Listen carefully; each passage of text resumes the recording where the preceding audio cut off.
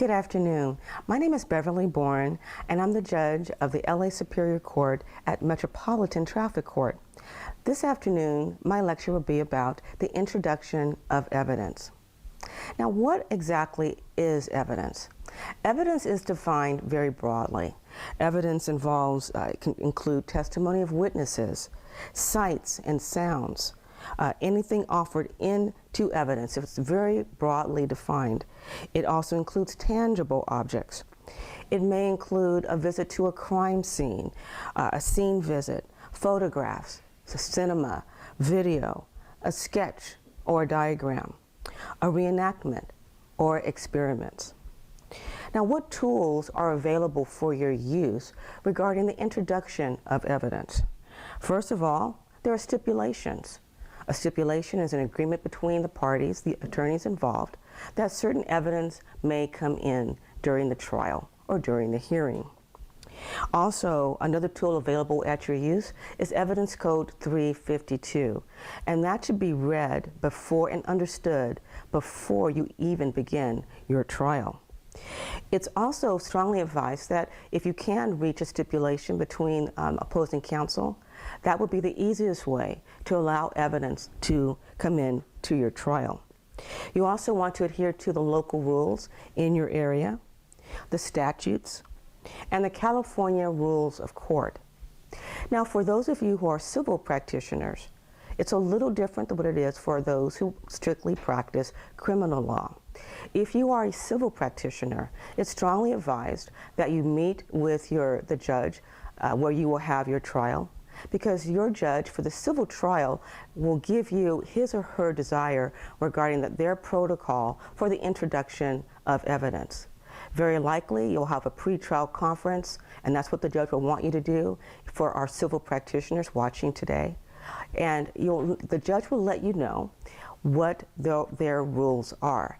The judge may likely want you to reach an agreement with the other attorney regarding the type of exhibits that will be allowed. The civil trial judge may likely want you to reach a stipulation, to have gone over all the evidence with opposing counsel so that there aren't any surprises and so that the trial will run more smoothly. Again, that will likely happen at a pre-trial conference. So one of the first things I would do, once you've been assigned to your trial court for a civil trial or for a criminal trial, is to find out what the particular rules are for that judge, the judge who will be hearing your trial. It makes it a lot easier if you've reached an agreement with opposing counsel regarding the type of exhibits that will come in, regarding the stipulations that will be agreed to. It will make your trial run a lot more smoothly. Now, what should you do even before you get to that point, before you even inquire of the judge what he or she likes? One of the first things you want to do once you have your case, civil or criminal case, you want to strategize and think about the evidence you want to have come in and the evidence that you want to have excluded. The strategy that you reach is important and will be pertinent to your defense, the prosecution, or how you proceed during your civil trial. It can be quite effective if you strategized effectively and determined the evidence you want to have excluded or included. Now, how do you keep evidence excluded? Besides stipulations, besides Evidence Code 352, you also want to have a motion in limine. What is a motion in limine? A motion in limine is a type of motion that will help you to argue about the type of evidence you want to have excluded. Also, it could help you to aid you in the type of evidence you want to have included and introduced at the trial. Now, many times an in limine motion is done, for example, if there are cumulative pieces of evidence, if there are prejudicial exhibits. For example, if you're a criminal defense attorney and it's a horrible gang murder or a murder with horrible pictures, or let's say it's a civil trial and there's been a number of accidents, or the victim who's seeking redress in civil court has some terrible injuries that will be pretty brutal for a jury to watch. You want to have an in limine motion to have those photographs limited, to have the number of photographs limited. Now keep in mind that opposing counsel, for example in a criminal case, will want to have as many exhibits entered into evidence as possible. And that's their job, because the more they have before the jury, the better their case will be. On the opposing end, defense counsel in a criminal case wants to keep most of the prosecution's evidence excluded. Now, of course, it's common sense that many exhibits will come in, but I urge all practitioners, civil or criminal, to not rest on your laurels. Challenge the evidence, because the evidence that you allow to come in may be, even just one piece of evidence, may be just what the jurors need to either convict your client or to find for the plaintiff or to find for the respondent. So keep that in mind. Do not take the introduction of evidence lightly. Challenge every piece that you do not want to be entered during the trial.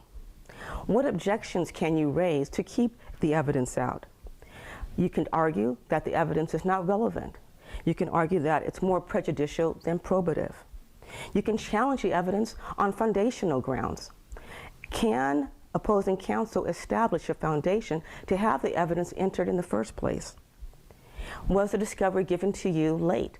If it's late discovery, you should challenge that, and the judge may likely not allow it to come in. You can raise a valid argument based upon late discovery. Now, when should you do an in limine motion? It should be done before the start of the trial and out of the presence of the jury. But it can be done during the trial if you have received late discovery or if unexpected issues arise. Sometimes in trial situations, things happen and the unexpected happens. And so if it's that kind of a situation, you can and evidence is being entered, you can challenge that evidence, or you can have it come into the trial based upon just unexpected situations. Now, once the court has ruled on the evidence, the proponent of that evidence should inform the witnesses of the following: of the court's ruling, if the evidence was allowed to come in. Was there a limit to the evidence? Are there parameters that the witness must follow? The witness should always be shown the exhibits that he or she will be testifying about before they come into court. Now, you don't want to coach the witness, but you do want to have the witness prepared comfortably about the evidence that they will be testifying about in front of a jury.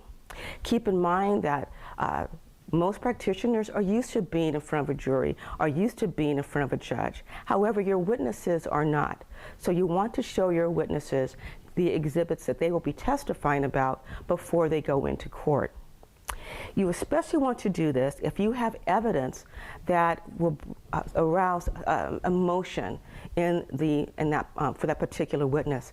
Again, for example, if it's the mother of the murder victim, you want to get that mother prepared for the pictures that she will be testifying about. The same in a civil case. You want to have every witness prepared, and also they will come across more effective in front of the jury for your case. So keep that in mind. Again, it's a fine line. You don't want to coach the witness, but you want to prepare the witness. Also, some things you want to think about are, do you need exhibit books? If there are multiple exhibits, some courts prefer that you pre-mark all of your exhibits, and you should prepare one for each juror. And keep in mind, when you are entering evidence during your trial, you want to have the evidence marked, and then you want to publish it to the witness, and you want to then publish it to the jury. It's more effective if the jurors have a chance to see the evidence that the witness is testifying about. Keep in mind how you will prepare the evidence to have it shown to the witness and to the jury. Keep in mind also that PowerPoint can be very effective. If you don't have access to PowerPoint, then perhaps you can use an Elmo and have a screen so that when the evidence is being shown to your witness, the jurors are seeing the evidence as well. And keep in mind that the manner in which you have your evidence introduced, the manner in which you have your witnesses prepared, and the manner in which you challenge the evidence could make a big difference on the success of your case.